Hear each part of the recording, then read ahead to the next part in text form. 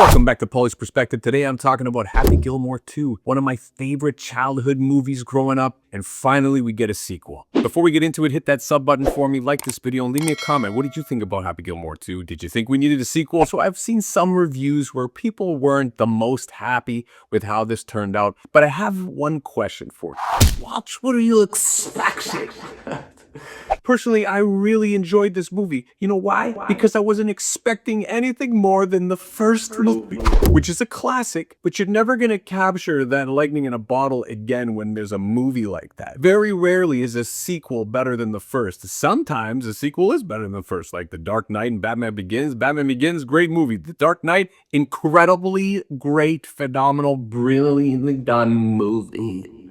But this is comedy, and this is Happy Gilmore, and this is Adam Sandler. I personally love Adam Sandler. I love his work, and I love him as a writer and a comedian, and I think he's brilliant at what he does. Do I think every one of his jokes hit? No, I don't. There's a lot of that Adam Sandler cheese that's in a lot of his movies, but in the end, these were go-to movies for us in our childhood, along with Jim Carrey and Mike Myers and that kind of silly, over-exaggerated type of humor. So I personally didn't expect too much. I went in there with no expectations, just expecting to enjoy it. And I thoroughly enjoyed it. I actually think it was a good movie. Do I like that he killed off his wife with a tee shot? No. But that's part of this absurdity of Adam Sandler's world. Despite some of his comedies being hit and miss, Adam Sandler is still a phenomenal actor. There's a vulnerability in his eyes during his dramatic scenes that always gets me. And if it doesn't get you, you're lying to yourself. Film acting is all in the eyes.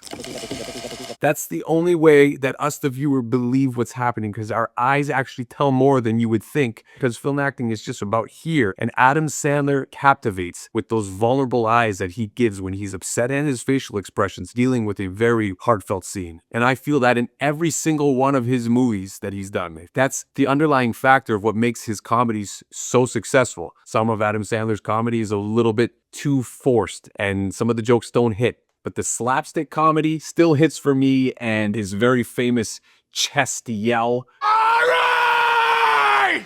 We saw that classic Adam Sandler rage in the first Happy Gilmore movie, and in this movie, of course, he and all of his kids have it. And it's so fun to watch to me. I love that they brought Shooter McGavin back. I love that actor. I think he has great chemistry with Adam Sandler. And I really love that they finally got to battle it out at the cemetery. Gilmore, Shooter McGavin.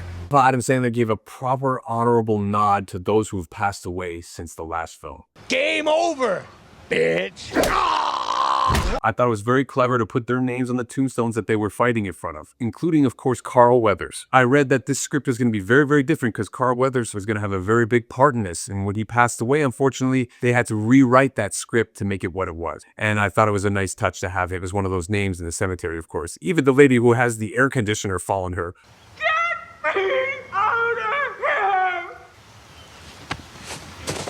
But I think that's hilarious. And to see them go fisticuffs together and throw each other around that cemetery.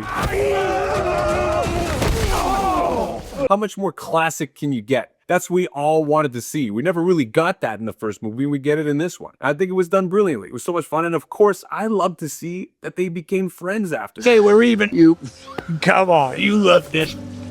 Who doesn't love to see two rivals end up having to work together? And because they want to. Because they find a newfound respect in each other. I love that in the X-Men movies when Professor X and Magneto end up teaming up together for a greater importance of something, the greater good of something. I love seeing the sportsmanship of two UFC fighters go at it and then see them hug at the end of it. Even though their eyes pull out of their socket and they have a broken shin and they're still hugging each other at the end. I also love that he explained what has happened to Happy Gilmore from when we last saw him. They de-aged him with that CGI, looked a little wonky in parts, but still, it's all it needs to be. I don't really care about that. I was still happy to see it. And it was very cool to see how it kind of grew from there. It was still so much fun to see that classic Happy Gilmore wind up. I don't know how Adam Sandler makes a guy in tearaway track pants and a baggy shirt with a hat on, half drunk, make a sequence like that still look cool.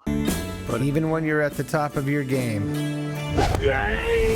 you can always shank. It's so funny to me, and I love kind of seeing that meltdown. Again, I'm not expecting some super serious epic here. I'm expecting classic physical slapstick type of comedy and some clever wit here and there. And I think it had a lot of charm. He obviously brought in a lot of pro golfers, which adds obviously a natural touch to it all. And they did so much fan service, bringing all these actors back, especially Ben Stiller. Ben Stiller is another great guy with that awkward, super exaggerated comedy. And to see him back in the role of Hal was super funny, and I think it was well worked into the storyline. Adam Sandler's obviously putting his daughters in a lot more of his movies, and I think they do a great job. Adds that sense again of real family and that genuine connection. And overall, I also love the whole idea of this guy coming up with a new spin on golf and trying to recruit Happy Gilmore and having these people come out for it. There's so much great comedy in there, and it's still an engaging story for me. He still has that Happy Gilmore luck and charm about him. And I love that last sequence of the whole platform moving with his putt on there and Bad Bunny, you know, being his caddy. I thought that was a great touch too. And all of his friends are in these movies. Happy Gilmore. I love seeing Rob Schneider anytime he's in there. You can do it.